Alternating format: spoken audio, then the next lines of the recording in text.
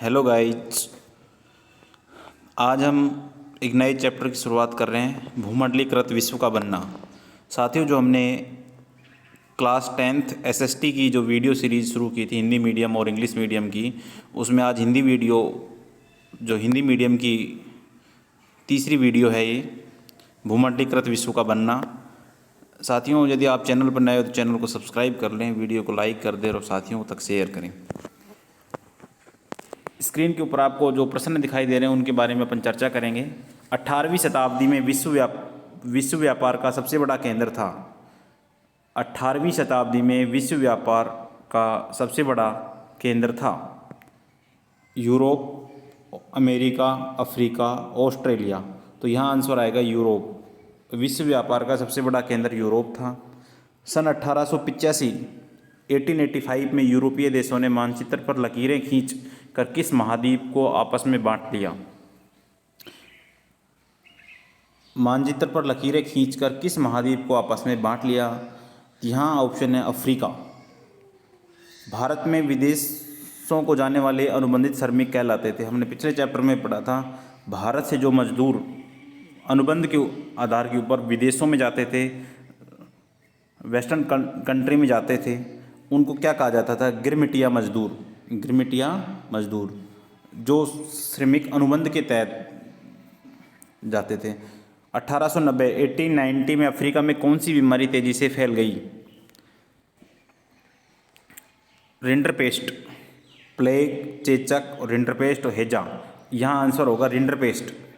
1890 में अफ्रीका में कौन सी बीमारी तेजी से फैल गई थी? रिंडरपेस्ट। रिंडरपेस्ट बीमारी किससे फैली थी? रिंडरपेस्ट जो बीमारी 1890 में अफ्रीका में फैली थी, वो किस कारण से फैली थी? उसका वाहक क्या था? वो पशुओं से फैली थी, पक्षियों से फैली थी, मानव से फैली थी या चूहों से? वो फैली थी पशुओं से। जो रिंडरपेस्ट बीमारी थी 1890 में अफ्रीका में फैली थी, वो पशुओं से फैली थी। महामंदी का प्रारंभ किस वर्ष हुआ? महामंदी का दौर 1929 में आया था। विश्व में सबसे बड़े स्तर के ऊपर महामंदी का प्रारंभ 1929 में हुआ था। चेचक जैसे कीटाणु किस देश के सैनिकों के सबसे बड़े हथियार थे? चेचक जैसे कीटाणु किस देश के सैनिकों के सबसे बड़े हथियार थे? स्पेन। प्रथम विश्व युद्ध का प्रारंभ हुआ था 1911 में, 1914 में, 1939 में, 1916 में। तो यहाँ आएगा 1914 में प्रथम विश्व युद्ध का प्रारंभ हुआ। अगला जो प्रश्न है आपको दिखाई दे रहा होगा, विश्व बैंक व अंतर्राष्ट्रीय मुद्रा कोष ने औपचारिक रूप से कार्य करना प्रारंभ किया। पहला ऑप्शन है 1947, 1940, 1937, 1925। इसमें ऑप्शन आएगा ए 1947। अमेरिकी अर्थव्यवस्था में वृहत स्तर पर उत्पादन का चलन किस दशक में शुरू हुआ? 1930 के दशक में, 1920 के दशक में, 1940 के दशक में और 1950 के दशक में। 1920 के दशक में वृहत स्तर पर उत्पादन का चलन अर्थव्यवस्था में हुआ था, 1920 के दशक में हुआ। अगला प्रश्न है, G77 किस प्रकार के देशों का समूह है? विकासशील देशों का, विकसित देशों का, अविकसित देशों का या सभी का? तो G77 विकासशील देशों का समूह है। विकासशील देशों का, डेवलप जो कंट्री थी उनमें जिनका डेवलपमेंट हो चुका था, उन देशों का समूह था G77। आपके सामने कुछ question fill in the blanks के रूप में हैं, उनको अपन देखते हैं। इस चैप्टर से आपको फिल इन द ब्लैंक्स भी मिल जाएंगे परीक्षा में। 18वीं शताब्दी में मक्का के आयात पर लगी पाबंदी को किस नाम से जाना जाता था? कोरन लॉ। यदि आपसे पूछा जाए कि कोरन लॉ क्या है, 18वीं शताब्दी में मक्का के आयात पर पाबंदी लगा दी गई थी और इस पाबंदी को कोरन लॉ कहा जाता था। फिल इन द ब्लैंक्स है सेकंड नंबर पे। तक वैश्विक कृषि अर्थव्यवस्था सामने आ चुकी थी। 1890 तक वैश्विक कृषि अर्थव्यवस्था सामने आ चुकी थी। प्रथम विश्व युद्ध आधुनिक फिल इन द ब्लैंक्स युद्ध था, औद्योगिक युद्ध था। प्राचीन काल में कौड़ियों का उपयोग किसके रूप में होता था? मुद्रा के रूप में होता था। प्राचीन काल में कौड़ियों का उपयोग मुद्रा के रूप में होता था। आपको ये 4 फिल इन द ब्लैंक्स मैंने बताया, ये बहुत महत्वपूर्ण है यहाँ। अगला प्रश्न है, एल डोराडो शहर को यूरोप के लोग किस शहर के नाम से संबोधित करते हैं? एल डोराडो शहर को यूरोप के लोग किस शहर के नाम से संबोधित करते हैं? एल डोराडो शहर को यूरोप के लोग सोने का शहर के नाम से संबोधित करते हैं। एक ये शहर है यूरोप का एल डोराडो, उसको सोने का शहर का नाम से भी संबोधित किया जाता है। क्रिस्टोफर कोलंबस गलती से किस अज्ञात महाद्वीप में पहुंच गया था? अमेरिका महाद्वीप में पहुंच गया था क्रिस्टोफर। चटनी म्यूजिक कहाँ का लोकप्रिय था? चटनी म्यूजिक त्रिनिदाद एवं गुयाना में लोकप्रिय था। भारत में अनुबंधित श्रमिक संबंधी प्रावधान को कब समाप्त कर दिया गया था? सन 1921 में समाप्त किया गया था। भारत में अनुबंधित श्रमिक संबंधी प्रावधान को 1921 में समाप्त कर दिया गया था। प्रथम विश्व युद्ध में मित्र राष्ट्रों में कौन कौन से देश सम्मिलित थे? प्रथम विश्व युद्ध में मित्र राष्ट्रों में ब्रिटेन, फ्रांस, रूस आदि देश सम्मिलित थे। फ्रांस, ब्रिटेन और रूस आदि सम्मिलित थे। आर्थिक महामंदी के समय महात्मा गांधी ने कौन सा आंदोलन प्रारंभ किया था? सविनय अवज्ञा आंदोलन। सविनय अवज्ञा आंदोलन। 2 ऐसी संस्थाओं के नाम बताए जो बेटन वुड्स समझौते के तहत स्थापित की गई थी। ये जो दो संस्था कौन सी है जो बेटन वुड्स का जो समझौता था या जो अमेंडमेंट था उसके तहत स्थापित की गई थी? अंतर्राष्ट्रीय मुद्रा कोष और विश्व बैंक। अंतर्राष्ट्रीय मुद्रा कोष और विश्व बैंक। हेनरी फोर्ड कौन था? हेनरी फोर्ड कौन था? हेनरी फोर्ड विश्व प्रसिद्ध फोर्ड कार का निर्माता था। जो विश्व प्रसिद्ध फोर्ड कार है उसका निर्माता कौन था? Henry Ford.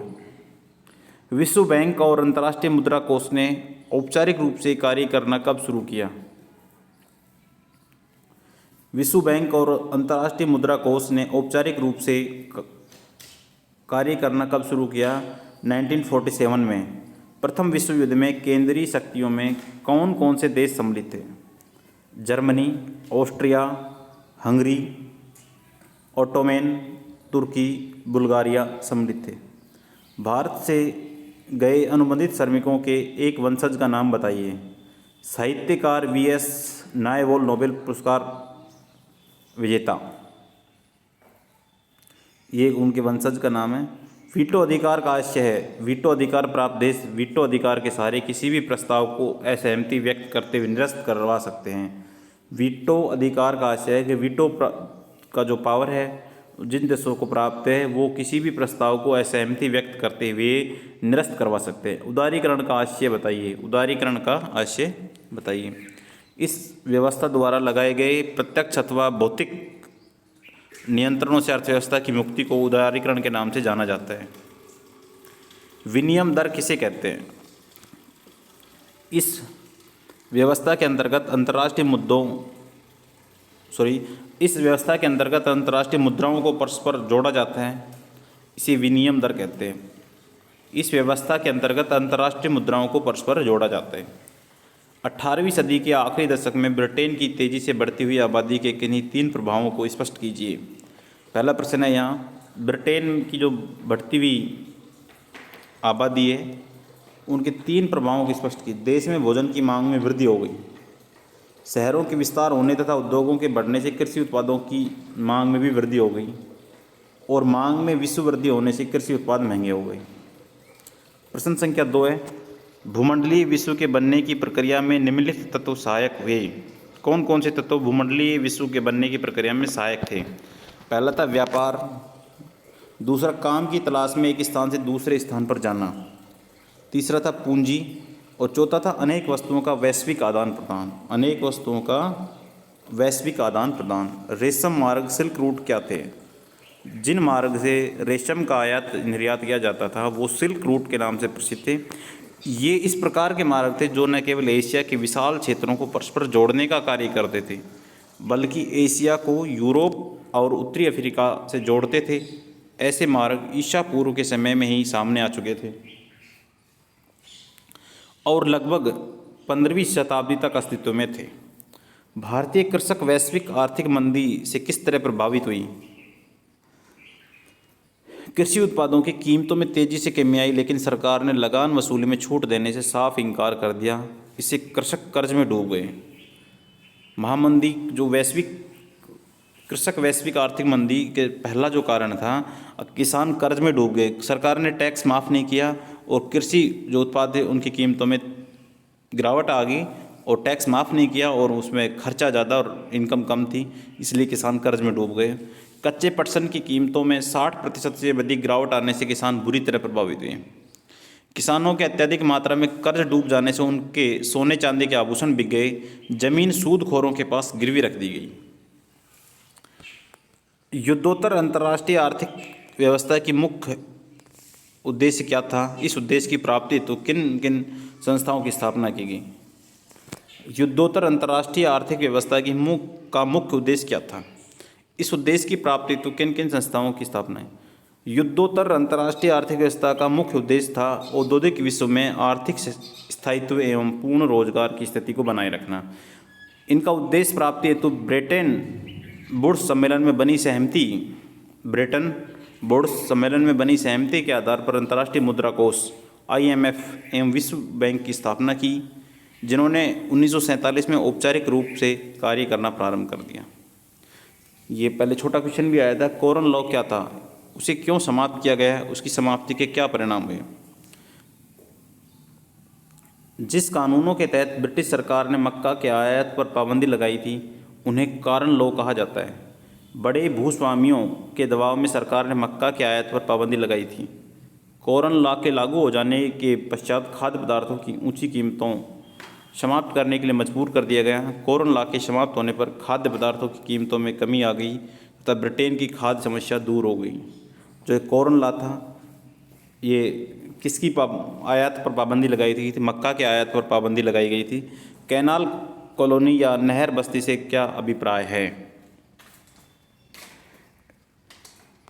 19वीं शताब्दी में ब्रिटिश भारतीय सरकार ने रेगिस्तानी परती ज़मीनों को उपजाऊ बनाने के लिए नहरों का जाल बिछा दिया, जिससे कि निर्यात के लिए गेहूं और कपास की खेती की जा सके।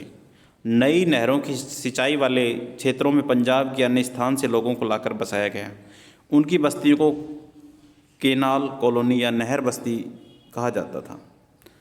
जो पंजाब से जो लोग आए थे, उनकी जो बस्तियां थीं, उनको क्या कहा जाता था? कैनाल कॉलोनी या नहर बस्ती। आधुनिक काल से पूर्व का विश्व 16वीं शताब्दी में तेज गति से सिकुड़ता गया, इस कथन को स्पष्ट कीजिए। 16वीं शताब्दी में यूरोपीय नाविकों ने एशिया के लिए समुद्री मार्ग खोज लिया तथा पश्चिमी सागर को पार करके अमेरिका तक पहुंच गए। पहला कारण था। 16वीं शताब्दी के मध्य तक आते आते पुर्तगाली एवं स्पेनिश सेनाओं की विजय का क्रम प्रारंभ हो चुका था। उन्होंने अमेरिका में उपनिवेश बनाना शुरू कर दिया था। दो कारण थे महत्वपूर्ण थे, जो सिकुड़ता गया, जो 16वीं शताब्दी में जो तेज गति से पूर्व का विश्व, उसके सबसे महत्वपूर्ण दो ही कारण थे। लचीली विनिमय दर क्या है? इस तरह की विनिमय दर विदेशी मुद्रा बाजार में विभिन्न वस्तुओं या विभिन्न मुद्राओं की मांग या आपूर्ति के आधार पर सिद्धांत सरकारों के हस्तक्षेप में बिना घटती बढ़ती रहती है। इसे लचीली या परिवर्तनशील विनिमय दर कहते हैं। जो लचीली विनिमय दर क्या है, उसको क्या कहा जाता है, किस कारण से कहा जाता है? आपूर्ति के आदान मांग या आपूर्ति के आधार पर जो सिद्धांत सरकारों के हस्तक्षेप के बिना घटती बढ़ती रहती है, उसे लचीली या परिवर्तनशील विनिमय दर कहते हैं। वैश्वीकरण का शाब्दिक अर्थ है स्वयं की अर्थव्यवस्था को विश्व समुदाय के साथ जोड़ना। वैश्वीकरण कहलाता है। स्वयं की अर्थव्यवस्था को विश्व समुदाय के साथ जोड़ना वैश्वीकरण है। वह प्रक्रिया जिसके द्वारा विश्व की विभिन्न अर्थव्यवस्थाओं का समन्वय किया जाता है, जिससे वस्तुओं और क्रेताओं, औद्योगिक पूंजी तथा श्रम का इनके मध्य प्रभाव हो सके। वैश्वीकरण है, उसको भूमंडलीकरण के नाम से भी जाना जाता है। वैश्वीकरण का शाब्दिक अर्थ क्या है? ये जो क्वेश्चन थे 10 और छोटे क्वेश्चन थे, उन सबको मैंने पूरा किया। फिर मिलते हैं एक नेक्स्ट वीडियो में, तब तक के लिए धन्यवाद।